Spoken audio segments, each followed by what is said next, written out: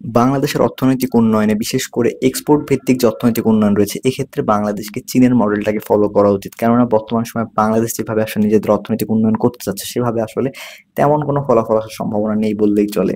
শুধুমাত্র এক্সপোর্ট বৃদ্ধির মাধ্যমে যে আপনি অর্থনৈতিকভাবে সাকসেসফুল হবেন, এর কোনো গ্যারান্টি নেই। বাংলাদেশের এই ভঙ্গুর অর্থনীতির পিছনে একটি বড় কারণ হচ্ছে বাংলাদেশের এক্সপোর্ট ভিত্তিক অর্থনীতির মধ্যে একটি লুপ হোল রয়েছে, বলতে গেলে একটি ফ্ল রয়েছে। এই ফ্লটা আসলে আমাদের চোখে পড়ে না। ধরুন বাংলাদেশের গার্মেন্ট ইন্ডাস্ট্রির কথা আমরা যদি বিবেচনা করি, তাহলে দেখতে পাবো যে বাংলাদেশ প্রত্যেক বছর প্রায় 36 থেকে 40 বিলিয়ন ডলারের মতো একটি বড় পরিমাণ যে রয়েছে, এক্সপোর্ট রয়েছে, সেটি করে থাকে বিভিন্ন দেশে। এর মাধ্যমে বাংলাদেশ আসলে পুরোপুরিভাবে 40 বিলিয়ন ডলার এক্সপোর্ট করে, বিষয়টা এমন নয়।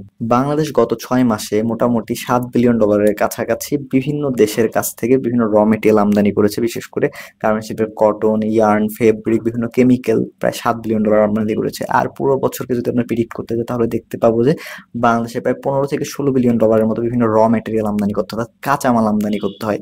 এই কাঁচামালগুলো যদি 16 বিলিয়ন ডলার হয়ে থাকে আর আপনার এক্সপোর্ট যদি 36 বিলিয়ন ডলার হয়ে থাকে, তাহলে দেখতে পাবেন যে বাংলাদেশের এক্সপোর্ট আসলে কত হয়। নেট এক্সপোর্ট দেখা যায় যে 16 আর 36 বিয়োগ করে যদি আমরা দেখি, তাহলে বুঝতে পারবো যে মাত্র 20 বিলিয়ন ডলার, যেটি অনেকটাই কম। অর্থাৎ শুধুমাত্র র মেটেরিয়াল আমরা নিজেদের মাটিতে উৎপাদন করতে পারলে আমাদের এক্সপোর্ট পুরোপুরিভাবে 36 বিলিয়ন ডলারই হইতো। আর অন্যদিকে র মেটেরিয়াল গুলো বাহির থেকে আমদানি করার কারণে, বিভিন্ন কেমিক্যাল, বিভিন্ন ধরনের ইয়ার্ন, ফেব্রিক আমদানি করার কারণে বা যন্ত্রাংশ আমদানি করার কারণে বাংলাদেশের এক্সপোর্ট হয়ে দাঁড়াচ্ছে প্রায় 20 বিলিয়ন ডলার, যেটি অনেক বেশি কমে যায়, যা বাংলাদেশের অর্থনৈতিক অনেকটা ভঙ্গুর অবস্থা নিয়ে যায়। অন্যদিকে বাংলাদেশের অর্থনীতির আরেকটি বড় চালিকা শক্তি হচ্ছে যে প্রবাসী আয়। এই প্রবাসী আয় প্রায় বর্তমান সময় সবচেয়ে বেশি পরিমাণ আছে, প্রায় 25 বিলিয়ন ডলার বা তার থেকে বেশি, 27-28 বিলিয়ন ডলারের কাছাকাছি যাচ্ছে। আর এই ঘাটতিটাই শুধুমাত্র আমরা প্রবাসী আয় দিয়ে পূরণ করতে পারতেছি।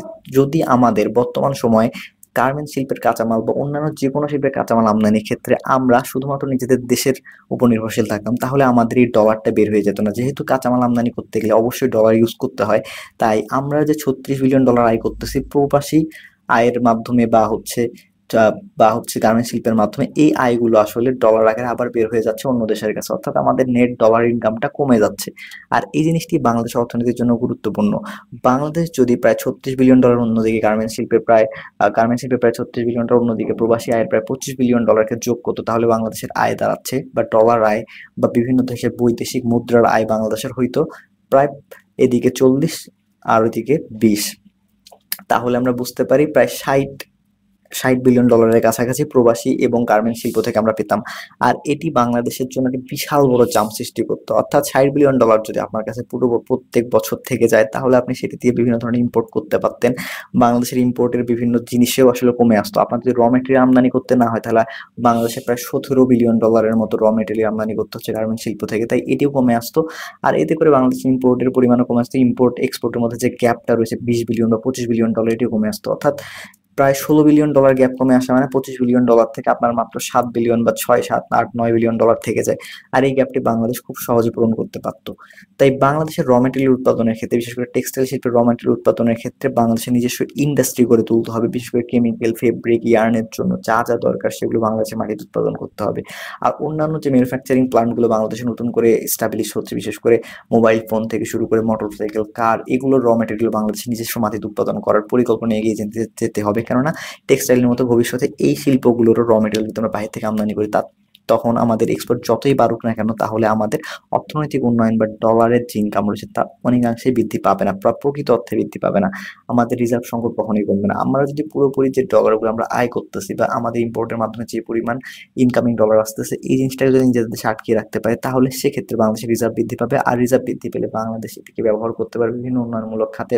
ম্যানুফ্যাকচারিং প্ল্যান্ট থেকে শুরু করে বাংলাদেশের যে অবকাঠামোগত উন্নয়নের জন্য ব্রিজ করা, বিভিন্ন মেগা মেগা প্রকল্প করা, এগুলো করার জন্য বাংলাদেশের ডলারকে ব্যবহার করতে পারবে।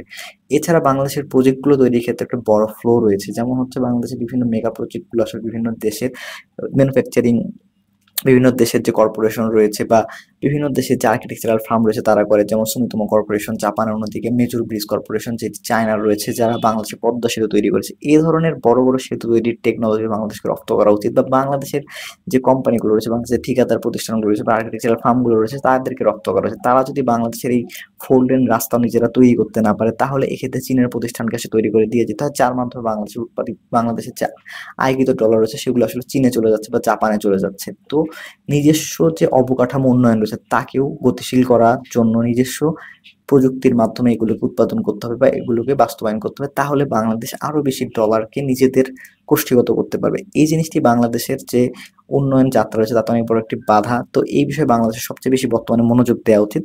যাতে করে ডলারকে বেশি পরিমাণ বাংলাদেশের রিজার্ভে এড করতে পারে। এই বিষয়ে আপনাদের গুরুত্বপূর্ণ মতামত জানাতে পারেন আমাদের কমেন্ট বক্সে। আর কোন বিষয়ে ভিডিও চান তাও জানাতে পারেন কমেন্ট বক্সে। দেখা হবে অন্য কোনো ইনশাআল্লাহ। বাই।